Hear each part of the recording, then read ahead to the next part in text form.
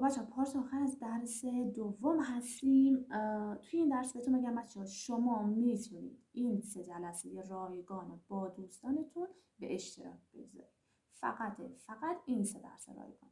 ادامه درس رو که شما انشالله تعیین ساعت کردین و وارد گروه‌های اصلی شدین، به هیچ عنوان شما اجازه ندارین از درس سوم به بعد درستون رو برای افرادی که جزو زبان آموزهای زبان کره هستن بفرستین. پیگرد قانونی داره بچه و نمیتونین همچین کاری انجام بدین. اما بریم سراغ ادامه حروف صدادار. ما تا الان گفتیم 8 تا حرف صدادار خوندیم. حالا میخوایم 4 تا حرف صدادار دیگر رو بخونیم. 9 10 11 و 12. اینو نگاه کنید بچه ها، شبیه همون هستش. ببینید یا مثل همون او، درسته؟ فقط یه دونه اینجا بقول دندونه بیشتری گرفته.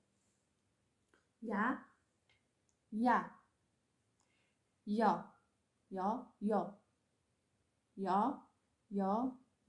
این بچه ها صدای یا بگم بده. ببینید یه آ او، یه آ هم صدای یا میده هم صدای یا میده. یا حرف بعدی چیه؟ حرف بعدی حرف یا این چی؟ این حرف یو میده. یو مثل چی بود بچه؟ همون ا آ او اینجا یا یو هستش. خب یه بار دیگه میخونم. یا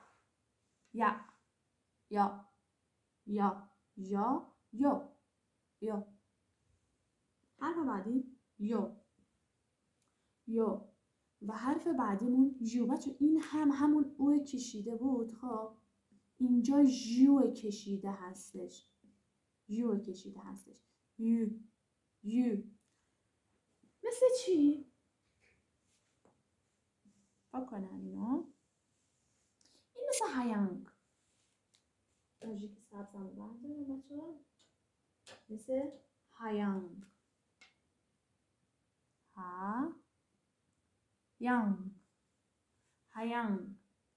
هیانگ. ببینید صدای یا میده. یا هیانگ. یا مثل بچه ها یک به معنای دارو هستش. بعد یکگوگ هم داریم به معنای داروخونه هستش. یک یعنی دارو، یکگوگ یعنی داروخونه. یکگوگ. اینو قشنگ‌تر بنویسم. یکگوگ. اما این یا مثل چی؟ مثل همون انیانگه. ببینید بچه ها، نیانگ یا انیانگ یا صدای یا میده. انیانگ نگفتم اینجا، من نگفتم که یونگ. انیانگ.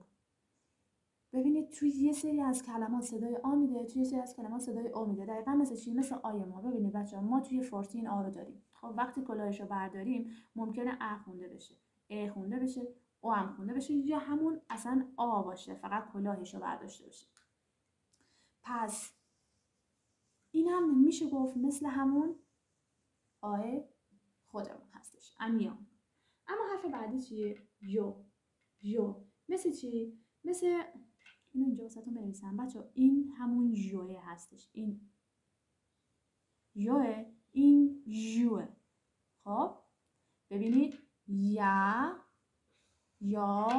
یو این مثل چی؟ مثل کیوکاسا. مثل کیوکاسا.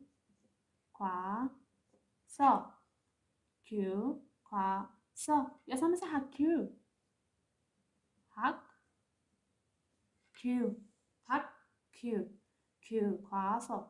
کیوکاسا و حکیو.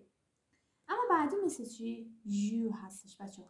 یو مثل چی؟ مثل کامپیوتر. مثل ببینید